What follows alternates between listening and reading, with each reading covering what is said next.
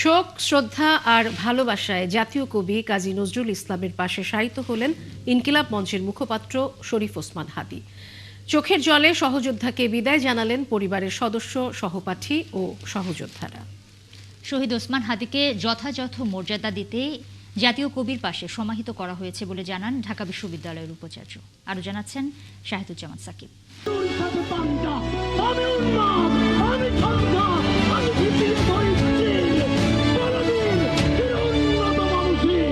এই মহান বাণীতে উজ্জীবিত হয়ে ইনসাফের রাজনীতির স্বপ্ন দেখা শরীফ ওসমান হাদী শায়িত হলেন জাতীয় কবির পাশেই। সংসদ ভবনের দক্ষিণ প্লাজায় জানাজা শেষে শহীদ ওসমান হাদীর মরদেহ নিয়ে আসা হয় ঢাকা বিশ্ববিদ্যালয়ে। বেলা 3:30টায় চোখের জলে এ জুলাই যোদ্ধাকে সমাহিত করেন পরিবারের সদস্য ও সহপাঠীরা। ইনসাফ ভিত্তিক রাজনীতির স্বপ্ন দেখা শহীদ ওসমান হাদীর কবর ছুঁয়ে তার স্বপ্ন বাস্তবায়নের প্রতিশ্রুতি দিলেন বিভিন্ন রাজনৈতিক সংগঠনের নেতারা। ওসমান হাদী ভাই যে স্বপ্ন দেখেছিলেন সেই স্বপ্নের জন্য তিনি শহীদ হয়েছেন। সেই সোনার বাংলাদেশ, সেই নতুন বাংলাদেশ, ইনসাফের বাংলাদেশ, সেটা যেন আমরা গঠন করতে পারি। আজকের জানাজার নামাজ থেকে আমরা সেই শপথই গ্রহণ করছি। আজকে একজন হাদী ভাইয়ের যে হত্যাকাণ্ড শহীদ করে দেওয়া হয়েছে, আজকে বাংলাদেশের লক্ষ লক্ষ যুবক আপনারা দেখছেন যে পুরো হাদী ভাইকে ওন করতেছে। হাদী ভাই একজন ব্যক্তি না, তিনি একটি চরিত্র, তিনি একটি স্বপ্ন, এবং তিনি একটি জাগরণ, তিনি একটি বিপ্লব। আজকে তার জানাজায় লাখো কোটি মানুষ যেভাবে জমায়েত হয়েছে এবং সবাই শপথ নিয়েছে বাংলাদেশ থেকে ভারতীয় আধিপত্যবাদের রাজনীতি বিতাড়িত করবে। জাতীয় কবির পাশে সমাহিত করায় ওসমান হাদীর প্রতি যথাযথ সম্মান প্রদর্শন হয়েছে বলে জানান ঢাকা বিশ্ববিদ্যালয়ের ভিসি অধ্যাপক নিয়াজ আহমেদ খান। ঢাকা বিশ্ববিদ্যালয়ের এই কবরস্থানে সমাধিতে খুব অল্প সংখ্যক সৌভাগ্যবান মানুষের স্থান হয়। আপনারা সেটি জানেন, শেষবার 2012 সালে এরকম একটি সিদ্ধান্ত নেওয়া হয়েছিল আমাদের একজন শ্রদ্ধেয় সহকর্মীর জন্য। এর আগে 1981 সালে এরকম সিদ্ধান্ত হয়েছিল। এবার এই কবরস্থানে তাকে স্থান দেওয়ার মাধ্যমে ঢাকা বিশ্ববিদ্যালয়ে তাকে সম্মাননা জানালেন সারা দেশবাসীর পক্ষ থেকে। শুক্রবার ঢাকা বিশ্ববিদ্যালয়ের বিশেষ এক সভায় শহীদ ওসমান হাদীকে জাতীয় কবি কাজী নজরুল ইসলামের সমাধির পাশে দাফন করার সম্মতি দেয় বিশ্ববিদ্যালয় প্রশাসন। শাহিদুজ্জামান সাকিব, 71, ঢাকা।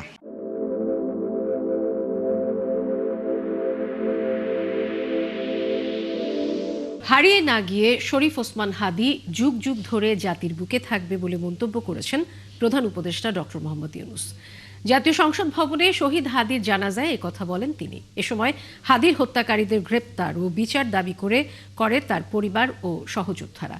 নইলে রোববারের মধ্যে স্বরাষ্ট্র উপদেষ্টা ও বিশেষ সহকারীর পদত্যাগ দাবি করা হয়। আরও জানাচ্ছেন মোহন ইসলাম। আমরা সবাই হাদী হব। এভাবেই সন্তানকে নিয়ে এক বাবার আগমন জাতীয় সংসদ ভবনে। উদ্দেশ্য শহীদ শরীফ ওসমান হাদী সম্পর্কে জানানো। এমন লাখো মানুষ অংশ নেয় আধিপত্য বিরোধী নেতা ওসমান হাদীর জানাজায়।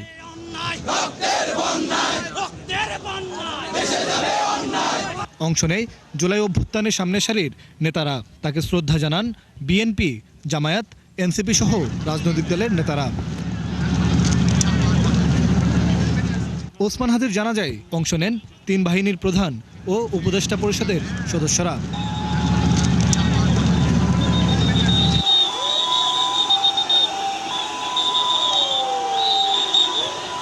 সবশেষ প্রধান উপদেষ্টা ডক্টর মোহাম্মদ ইউনূস যোগ দেন সেখানে। জানাজার আগে ওসমান হাদীর জীবন বৃত্তান্ত তুলে ধরেন ধর্ম উপদেষ্টা।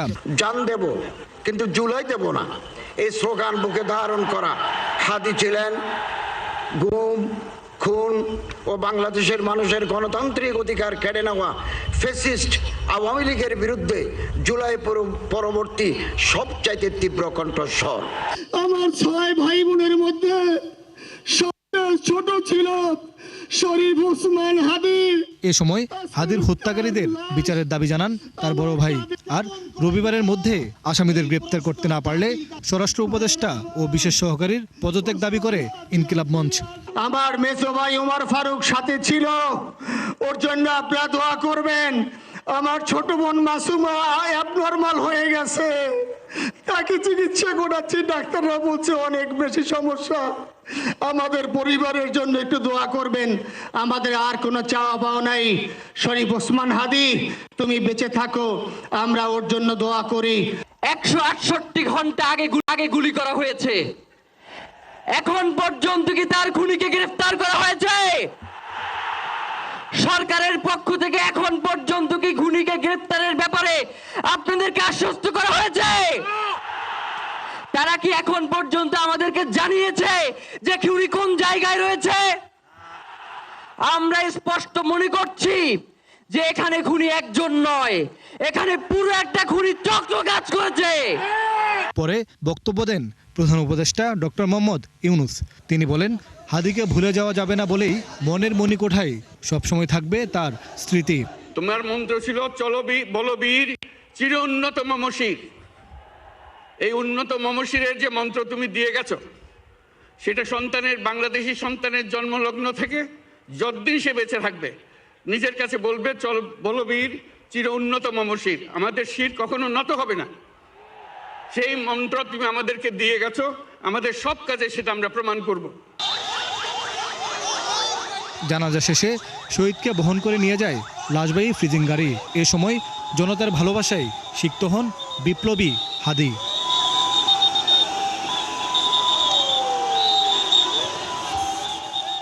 লাখো জনতার অংশগ্রহণে অনুষ্ঠিত হলো শহীদ ওসমান হাদির জানাজা। সবাই তার জন্য কাঁদলেন, যেমনটা তিনি চেয়েছিলেন। তিনি স্বাধীনতা ও সার্বভৌমত্বের প্রতীক হিসেবে থাকবেন বলে বিশ্বাস এই অংশগ্রহণকারী জনতার। মোহন ইসলাম, ৭১, ঢাকা। ঐতিহাসিক জনস্রোতের মাধ্যমে বিদায় জানানো হয়েছে জুলাই অভ্যুত্থানের অন্যতম সৈনিক শরীফ ওসমান হাদিকে। জাতীয় সংসদ ভবনের সামনে সকল মত এবং পথের মানুষ বিদায় জানান তাকে। ঢাকাসহ দেশের বিভিন্ন প্রান্ত থেকে সাধারণ মানুষের উপস্থিতি ছিল চোখে পড়ার মতো। রাজধানীর প্রতিটি সড়কেই ছিল সাধারণ মানুষের মিছিল। বিস্তারিত জানাচ্ছেন সুফিয়ান ফারাবি। এই জনস্রোত মানুষের মিছিল জাতীয় সংসদ ভবনের দক্ষিণ প্লাজার দিকে। সকল মত ও পথের মানুষের গন্তব্য শরীফ ওসমান হাদির জানাজায়। সকাল থেকেই উপচে পড়া ভিড় নামে নগরীর প্রতিটি সড়কে। বেলা বাড়ার সঙ্গে সঙ্গে তা গণপরিবহনের ধারণ ক্ষমতার বাইরে চলে যায়। ফলে পায়ে হেঁটে জাতীয় সংসদের দিকে যাত্রা করেন হাদির ভক্ত অনুসারীরা। নগরীর প্রতিটি সড়কের মানুষের মিছিল জড়ো হয় রাজধানীর মানিক মিয়া অ্যাভিনিউতে। দীর্ঘ পথ পায়ে হেঁটে গন্তব্যের পরেও সবশেষে জানাজায় অংশ নিতে পারাটা আত্মতৃপ্তির, এমনটাই জানা যায় অংশ নিতে আসা মানুষদের ভাষ্যে। আগামীর বাংলাদেশকে আমরা দেখতে চাই হাদির চোখে। হাদি যেইভাবে বাংলাদেশকে দেখেছে, হাদি যেইভাবে বাংলাদেশকে চিনেছে, ভারতীয় আধিপত্যবাদের বিরুদ্ধে সে যেইভাবে একাট্ট হয়ে দাঁড়িয়ে লড়াই করেছে, আমরা তার চোখে আমরা দেশকে দেখতে চাই। ওসমান হাদির মতো ছিল আমাদের দেশে আল্লাহ তাআলা পয়দা করে দিক, যারা দুর্নীতির বিরুদ্ধে কথা বলতে নিজের জীবনকে ডাজন্ট কেয়ার। এবং মৌমাছিকে ঢেল মারলে যেরকম ভুল করে, তারা সেই ভুল করছে। এবং আমরা সব সময় এই অন্যায়ের বিরুদ্ধে সোচ্চার থাকবো। এবং হাদি ভাই আমাদের যা শিখিয়েছে, আমাদের যে শক্তি সঞ্চয় করছে, সেটা নিয়ে আমরা বাঁচবো। আমার বাড়ি সিলেট, নরসিংদী গোরাশাল থেকে আসছি হাদি ভাই জানাজার জন্য। হাদির জানাজায় অংশ নিতে আসা মানুষের সংখ্যা কত তা একেবারেই অজানা। তবে নিকট অতীতে এত জনসমাগম দেখেনি দেশের মানুষ। জানাজা থেকে আপসহীনতার প্রতিশ্রুতি নিয়ে বাড়ি ফিরেছেন সাধারণ মানুষ। যুগে যুগে ভারতীয় আধিপত্যের বিরুদ্ধে লড়ে যেতে পারি, এই দাবি আমি সকলকেই জানাই। প্রত্যেকটা ঘরে ঘরে আমাদের হাদি থাকবে। আমাদের ষড়যন্ত্র যারা করেছে বা আমাদের হাদি ভাইকে যারা মেরেছে, আমরা সুষ্ঠু বিচার দাবি করছি। শিখে গেছে তরুণরা কিভাবে আগামীতে বাংলাদেশ গড়বে। আমরা এক হাদি ভাই চলে যাওয়া তো আমরা ভেঙে যাই নাই, এখানে লক্ষ হাদি তৈরি করে দিয়ে গেছে। সবার কণ্ঠে বিপ্লবী সুর, বলবীর চির উন্নত মমশির। সুফিয়ান ফারাবি, ৭১, ঢাকা। শরীফ ওসমান হাদির হত্যাকারীদের গ্রেফতার করতে ২৪ ঘন্টার আলটিমেটাম দিয়েছে ইনকিলাব মঞ্চ। শনিবার হাদির দাফন শেষে শাহবাগে এসে এই ঘোষণা দেন সংগঠনটির সদস্য সচিব আব্দুল্লাহ আল জাবের। অন্যথায় ২৪ ঘন্টা পর আবারও শাহবাগে জড়ো হওয়ার হুঁশিয়ারি দেন তিনি। বলেন, ওসমান হাদির হত্যাকাণ্ডে একজন নয়, বরং একটি সংঘবদ্ধ খুনি চক্র জড়িত। আশিক মাহমুদ জানাচ্ছেন বিস্তারিত। সংসদ ভবনের দক্ষিণ প্লাজায় ওসমান হাদির জানাজা শেষে এভাবেই মিছিল নিয়ে শাহবাগে জড়ো হয় হাজার হাজার মানুষ। সবার চোখে মুখে হাদিকে চির বিদায় জানানোর শোক, কণ্ঠে হাদি হত্যার বিচারের দাবিতে প্রতিবাদী স্লোগান। সময় যত বাড়তে থাকে মানুষের উপস্থিতি তত বাড়ে, জনসমুদ্রে পরিণত হয় গোটা শাহবাগ। সবার একটাই দাবি, অপরাধীদের গ্রেপ্তার করে শাস্তি নিশ্চিত করতে হবে। এটা কতটা কষ্টের ভাষায় প্রকাশ করার মতো না। তো এরকম যে গেছে আমরা হারাইছি, ফিরে আসার মতো না, আর আমরা জীবনে তাকে পাবো না। একজন হাদি মারা গেছে, তো শত শত হাদি বাংলাদেশে তৈরি হয়েছে। বাংলার মাটিতে আর কোনো বিচার হোক বা না হোক, অন্তত হাদির বিচারটা আপনার বাংলার জনগণ যেন দেখতে পারে, এটা আমরা নিশ্চিত করতে চাই। বাংলাদেশে বর্তমান বর্ডার গাড়ি এমন একটা দুর্বলতা যে যারা খুন করে তারা বর্ডার ক্রস করে চলে যায়। আমাদের প্রশাসনের ব্যর্থতা রয়েছে, সরকারের ব্যর্থতা রয়েছে। এরই মধ্যে হাদির দাফন শেষ করে শাহবাগে আন্দোলনে যুক্ত হয় ইনকিলাব মঞ্চের নেতাকর্মীরা।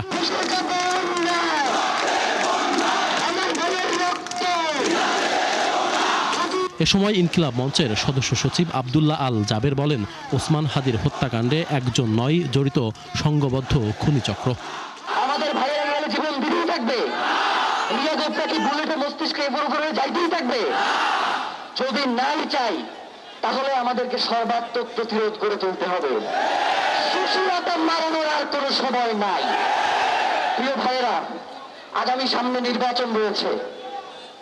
সামনে নির্বাচনকে যাতে বাধাগ্রস্ত করা যায় এই জন্য বিভিন্ন ধরনের ষড়যন্ত্র রয়েছে, ঠিক কিনা?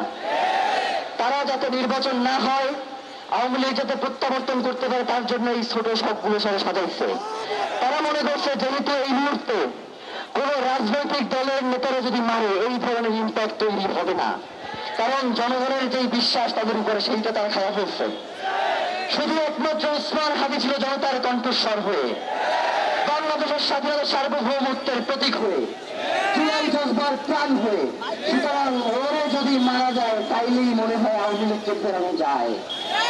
যারা এই ধরনের কথা চিন্তা করেন আপনারা বোকার স্বর্গে বসবাস করছেন।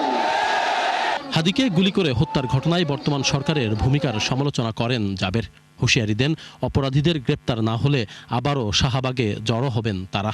আমাদের প্রথম দাবি হচ্ছে খুনিদের গ্রেফতার করা, এরপর সব আলাপ। মানে আলাপ শুরু হবে খুনিদের গ্রেফতারের মধ্যে দিয়ে, এর আগে কোনো আলাপ চলবে না। ভাইরা, আজকে আমরা তো অবশ্যই সার্বক্ষণিক এখানে থাকবো বা আছি, তো আপনাদেরকে একটু রেস্ট দিতে চাই। আপনারা আজকের জন্য বাসায় যান। আমরা আগামীকাল 5:15-র মধ্যে সরকারের পক্ষ থেকে যদি কোনো জবাব না আসে আমরা আবার এখানে আসবো। কি আপনারা আসবেন না? অনেক চার্জ আর কোনো চার্জ চলবে না। শহীদের রক্তের সাথে আমরা আর কোনো গাদ্দারি হইতে দিব না। আগামী 24 ঘন্টার মধ্যে সরকারের পক্ষ থেকে কোনো ব্যাখ্যা পাওয়া না গেলে স্বরাষ্ট্র উপদেষ্টা ও স্বরাষ্ট্র মন্ত্রণালয়ের বিশেষ সহকারীকে পদত্যাগ করতে হবে বলেও জানান আন্দোলনকারীরা। আশিক মাহমুদ, ৭১, ঢাকা। শাহবাগ সহ ঢাকার নিরাপত্তা ব্যবস্থা নিয়ে তথ্য জানাতে আমাদের সাথে কারওয়ান বাজার থেকে যুক্ত হচ্ছেন সহকর্মী পার্থ সঞ্জয়। পার্থ, হাদির হত্যাকারীদের গ্রেফতার করতে 24 ঘন্টার আলটিমেটাম দিয়েছে ইনকিলাব মঞ্চ, এবং একই সাথে গত দুদিন ধরে রাজধানী জুড়ে বেশ কিছু সহিংস ঘটনা আমাদের চোখে পড়েছে। আপনি জানেন, এই অবস্থায় রাজধানীতে আসলে আইনশৃঙ্খলা বাহিনীর তৎপরতা কেমন দেখছেন? ধন্যবাদ বুশা।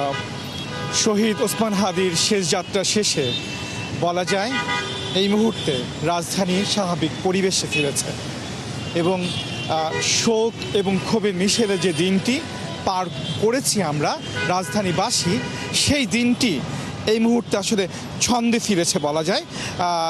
এবং রাজধানীতে যান চলাচল আপনি স্বাভাবিক দেখতে পাচ্ছেন, এবং দিনভর যদিও যান চলাচল কম ছিল, ছুটির দিন ছিল, স্কুল কলেজ শিক্ষা প্রতিষ্ঠানগুলো বন্ধ ছিল, স্বাভাবিকভাবে মানুষের যেই সমাগম সেটি আসলে যানবাহনের যেই চলাচল সেটি আসলে কমই শনিবারে থেকে থাকে। এবং তবে আজকে যেই মানুষের স্রোত জানা যায় শরিক হয়েছিল, এবং সেটি এই এত বড় মানুষের আয়োজন সেটি আসলে নির্বিঘ্নে সমাপ্ত হয়েছে, এবং এই জন্য স্বস্তি প্রকাশ করছেন রাজধানীবাসী। এবং একই সঙ্গে যদি বলে রাখি যে 24 ঘন্টা আলটিমেটাম দেওয়া হয়েছে ইনকিলাব মঞ্চে থেকে, শাহবাগ থেকে, এবং তার হত্যাকারীদের যেই ধরার জন্য, তাদেরকে গ্রেফতারের জন্য যে আলটিমেটাম দেওয়া হয়েছে এবং স্বরাষ্ট্র উপদেষ্টার পদত্যাগের দাবি করা হয়েছে। তো সব মিলিয়ে তা নিয়ে যেমন একটু উদ্বেগ আছে, কিন্তু রাজধানীবাসী এই মুহূর্তে বলা যায় ছন্দেই ফিরেছে। এবং একই সঙ্গে বলে রাখি যে নিরাপত্তা টহলে বেশ সতর্ক রয়েছে সেনাবাহিনী থেকে শুরু করে আইনশৃঙ্খলা বাহিনী, এবং সব মিলিয়ে বলা যায় যে আসলে রাজধানীর এই মুহূর্তে পরিবেশ বেশ স্বাচ্ছন্দ্য এবং স্বাভাবিক। বুশরা, যুক্ত হওয়ার জন্য দর্শক, কারওয়ান বাজার থেকে আমাদের সাথে যুক্ত হয়েছিলেন সহকর্মী পার্থ সঞ্জয়। জুলাই অভ্যুত্থানে অংশগ্রহণের মাধ্যমে রাজনীতিতে সশরীরে অভিষেক। অভ্যুত্থান পরবর্তী পুরো সময়টা ছিলেন আলোচনায়, আর নির্বাচনী মাঠে ভিন্নধর্মী প্রচারণার মাধ্যমে কেড়েছিলেন সাধারণ মানুষের মন। স্বাধীনতা ও সার্বভৌমত্বের প্রতি অন্যদের জুগিয়েছেন প্রেরণা। দীপ্ত কণ্ঠে সাহসী ঘোষণার সেই সুর নিভে যায় সন্ত্রাসীর গুলিতে। সবার মন কেড়ে নেয়া সেই তরুণের গল্প বলছেন সুফিয়ান ফারাবী।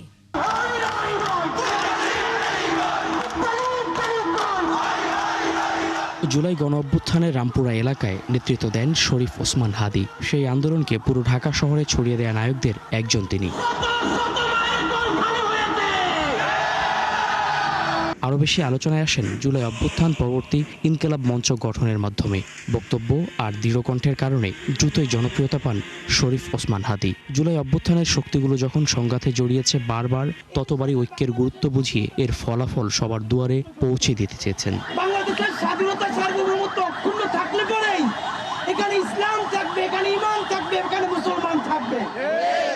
রাজনীতিতে যখন তরুণদের ব্যাপক আগ্রহ, তখন নিজেকে ঢাকা ৮ আসনের স্বতন্ত্র প্রার্থী হিসেবে ঘোষণা দেন তিনি।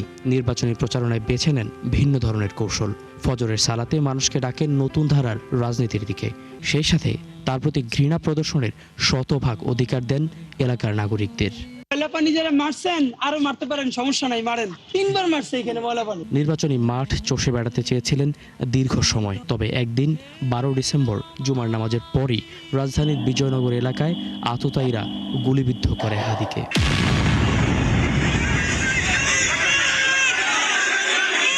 ঢাকা মেডিকেল কলেজে চিকিৎসা নেয়ার পর সরকারি ব্যবস্থাপনায় সিঙ্গাপুর পাঠানো হয়। দেশের সকল মানুষের মোনাজাতে থাকলেও বেঁচে ফেরা হয়নি।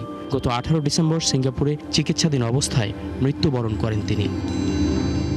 হাদি প্রকাশ্যে নিজের রাজনৈতিক আদর্শ সামনে আনেননি, বলতে চেয়েছেন সব রাজনৈতিক দল ও মতাদর্শ নিজের। ফলে তার মৃত্যুকেও বাংলাদেশের উপর আঘাত মনে করেছে সরকার, রাজনৈতিক দল ও নাগরিক সমাজ।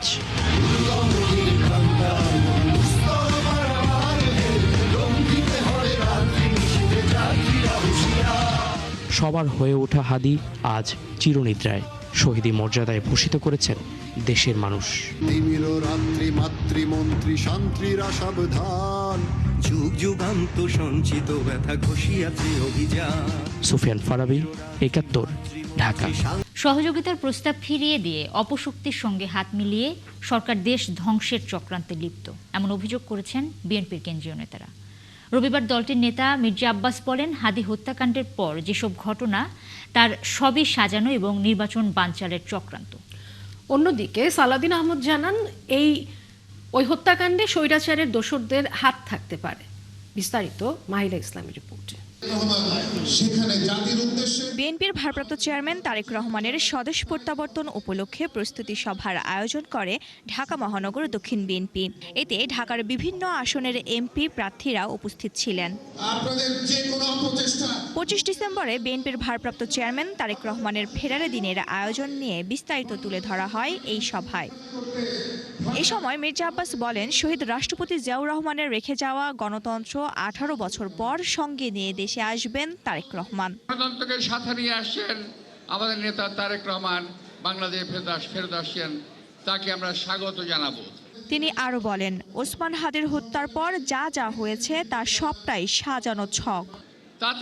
তাদের প্রতিটি কার্যক্রম খুব ধারাবাহিক। আমাদের নেতা আসবেন, এই সময় একটা দুর্ঘটনা ঘটিয়ে দিল, তারা হাদিকে হত্যা করলো। তারপরে পরপর কয়েকটি ধারাবাহিকভাবে কতগুলি ঘটনা ঘটলো, মনে হলো সাজানো একটা ছক। এটা একটা সাজানো ছক, আর তাদের কার্যক্রমের মধ্য দিয়ে তারা এই দেশে মানুষের গণতান্ত্রিক অধিকারকে হরণ করতে চায়, যেটা আমরা ৭১ একবার, ২৪ একবার অর্জন করেছি আমরা। সেই গণতান্ত্রিক অধিকারকে হরণ হতে দেওয়া যাবে না। তার অভিযোগ, সরকার অপশক্তির সাথে হাত মিলিয়েছে। আমরা সহযোগিতার হাত প্রসারিত করেছি, কিন্তু আপনারা সেই সহযোগিতার হাত গ্রহণ করেন নাই। আপনারা দেশ বিরোধী চক্রের সঙ্গে, তাদের সঙ্গে থেকে দেশকে ধ্বংস করার নীলনকশায় লিপ্ত আছেন বলে আমি মনে করছি। এদিকে বিএনপির গুলশান কার্যালয়ের সামনে সালাউদ্দিন আহমদ বলেন, হাদি হত্যাকাণ্ডের সাথে স্বৈরাচারের দোসররা জড়িত থাকতে পারে। নির্বাচনকে বানচাল করার জন্য, পারতপক্ষে পিছানোর জন্য যে সমস্ত অপকৌশল গ্রহণ করেছে ফেসিবাদী শক্তি, পতিত ফেসিস্ট শক্তি, তার সাথে হয়তো তাদের এদেশীয় দোসররা এবং এর বাইরেও যারা নির্বাচন বানচাল করতে চায় তারা জড়িত থাকতে পারে। গণতন্ত্রের অগ্রযাত্রা বাধাগ্রস্ত করার সব ষড়যন্ত্র বিফল হবে বলেও মন্তব্য করেন এই নেতা। দেশে নৈরাজ্য সৃষ্টির মাধ্যমে নির্বাচন বানচাল করতে পারবে, তাদের সেই ধারণা ভুল। মাহিলা ইসলাম, ৭১, ঢাকা। লক্ষ্মীপুরে বেলাল হোসেন নামে এক বিএনপি নেতার ঘরে আগুন দেয়ায় ঘুমন্ত অবস্থায় পুড়ে মারা গেছে ৭ বছরের কন্যা শিশু। দগ্ধ হন বেলাল হোসেন ও তার আরও 2 কন্যা শিশু। দগ্ধ 2 শিশুকে আশঙ্কাজনক অবস্থায় আনা হয়েছে ঢাকায়। বেলালকে ভর্তি করা হয়েছে সদর হাসপাতালে। আতোয়ার রহমান মনিরের তথ্য, ছবিতে প্রতিবেদন। শুক্রবার গভীর রাতে লক্ষ্মীপুর সদর উপজেলার ভবানীগঞ্জের চরমনসা এলাকায় আকস্মিক আগুন ধরে যায় ইউনিয়ন বিএনপির সহ সাংগঠনিক সম্পাদক বেলাল হোসেনের বাড়ির একটি ঘরে। বিএনপি নেতাকর্মীরা জানান, ওই ঘরে ছিলেন বেলাল, তার স্ত্রী এবং 3 কন্যা শিশু। কালকে 9টার সময় শুয়ে গেছি, হঠাৎ রাত্রে 12টার সময় দেখি আমার ঘরে পুরো ঘরে আগুন। উঠে দরজা খুলছি, দেখি দরজা আটকাই না। আমার তো একটা মেয়ে মারা গেছে, পড়ে গেছে, আর বড় মেয়েটা 80% পড়ে গেছে। ঘরের বাইরে থেকে তালা লাগিয়ে দেয়, তারা দ্রুত ঘর থেকে বের হতে পারেননি। পরে এলাকার লোকজন দরজা ভেঙে তাদের উদ্ধার করে। এ সময় দেখা যায় ঘুমন্ত অবস্থায় মারা গেছে 7 বছরের শিশু আয়েশা বেগম। লোকজন অন্য 3 জনকে উদ্ধার করে সদর হাসপাতালে নিয়ে যায়। পরে 2 শিশুকে পাঠানো হয় ঢাকা মেডিকেলের বার্ন ইউনিটে। 12টার দিকে আগুন লাগাই দিছে, সাইরকিয়া দিয়ে আপনার পেট্রোল ঢালি আগুন লাগাই দেওয়ার পরে 10 মিনিটের ভিতরে আগুন ছড়ি পুরা ঘরে হয়ে গেছে। আগুন শুধু বাইরে দিয়ে যাইতেছে ভুল কি বাইরে, তো ঘরে সাইরকিয়া দিয়ে লেগেছে আগুন। তো আমরা আসি অবস্থা দেখি অনেক চেষ্টা করছি, নিভিতে পারি না। ইসলামের দৃষ্টিতে এগুলো সম্পূর্ণ নিষিদ্ধ এবং এগুলো একটা অমানবিক কাজ। শাস্তি দাবি করছি, যারা এই ঘটনা ঘটাইছে তাদের ফাঁসি দাবি করছি আমরা। ভবানীগঞ্জ বিএনপির সভাপতি আজাদ হোসেন জড়িতদের গ্রেপ্তারের দাবি জানান। লক্ষ্মীপুর ফায়ার সার্ভিসের স্টেশন অফিসার রঞ্জিত কুমার দাস বলেন, আগুনের কারণ নিয়ে তদন্ত করে দেখা হচ্ছে।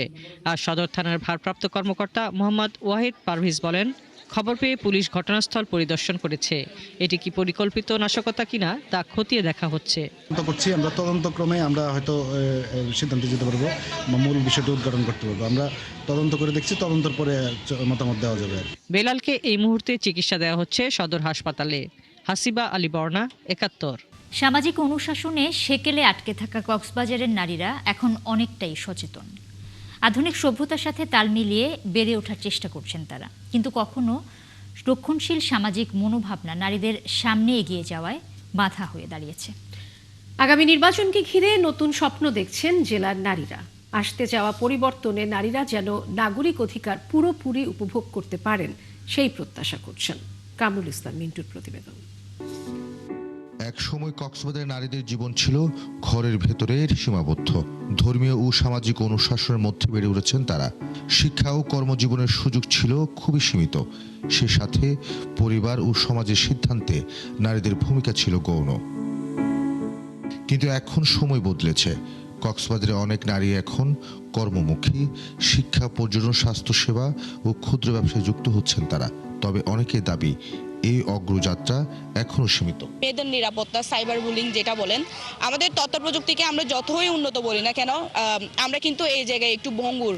অনেক নারী মনে করেন বাইরে কাজ করতে গিয়ে তারা এখনো নিরাপদ বোধ করেন না। চাকরির ক্ষেত্রে যোগ্যতার চেয়ে রাজনৈতিক সুপারিশ তাদের এখনো পিছিয়ে রাখছে।